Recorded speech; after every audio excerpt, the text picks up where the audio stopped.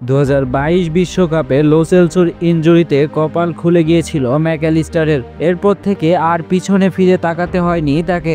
বিশ্বকাপ জিতেছেন, ব্রাইটন থেকে পাড়ি জমিয়েছেন লিভারপুলে, তবে এর মাঝখানেও জীবনে পরিবর্তন এসেছে তার।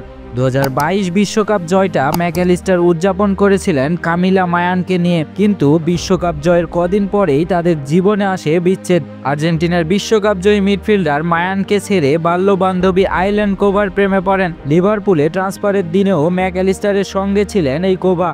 তবে বিচ্ছেদের প্রায় 2 বছর পর এবার সাবেক প্রেমিকা মায়ানের মামলা হজম করতে হচ্ছে ম্যাকঅ্যালিস্টারকে। ম্যাকঅ্যালিস্টারের সঙ্গে আর্জেন্টিনার বাইরে যে কয়েক বছর কাটিয়েছেন তার জন্য আর্থিক ক্ষতিপূরণ দাবি করেছেন তিনি। সেই সঙ্গে অভিযোগ, তার সঙ্গে সম্পর্ক থাকা অবস্থায় আর্জেন্টিনার এই তারকা বর্তমান প্রেমিকা কোভার সঙ্গে সম্পর্কে জড়িয়ে পড়েন।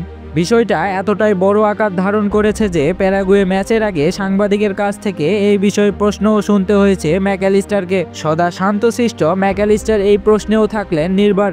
আমি মনে করি একটা সম্পর্কের ক্ষেত্রে এটা খুবই স্বাভাবিক ঘটনা। সে ব্যাপারটি জনসম্মুখে আনতে চেয়েছিল, সে যা অনুভব ও বিশ্বাস করেছে সেটাই করেছে, কিন্তু আমি জানি ব্যাপারগুলো আসলে কিভাবে ঘটেছে, এ কারণেই আমি একদম শান্ত আছি।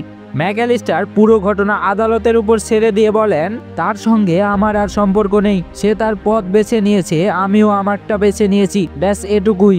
এর বাইরে যদি কিছু থেকে থাকে সেটা আদালতের মাধ্যমে ফায়সালা হবে, যেখানে হওয়ার কথা আর কি। মামলার পর মাঠের খেলাতেও দুঃসময় সইতে হয়েছে ম্যাকঅ্যালিস্টারকে। প্যারাগুয়ের বিপক্ষে 2-1 গোলে হেরেছে তার দল, সেখানে তার পারফরমেন্সও ছিল মলিন। 63 মিনিটে তাকে বদলি করেছিলেন আর্জেন্টিনার কোচ লিওনেল স্কালোনি। এখন দেখার বিষয় এই মামলা কতদূর পর্যন্ত গড়ায়।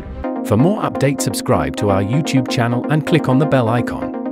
Follow us on Facebook.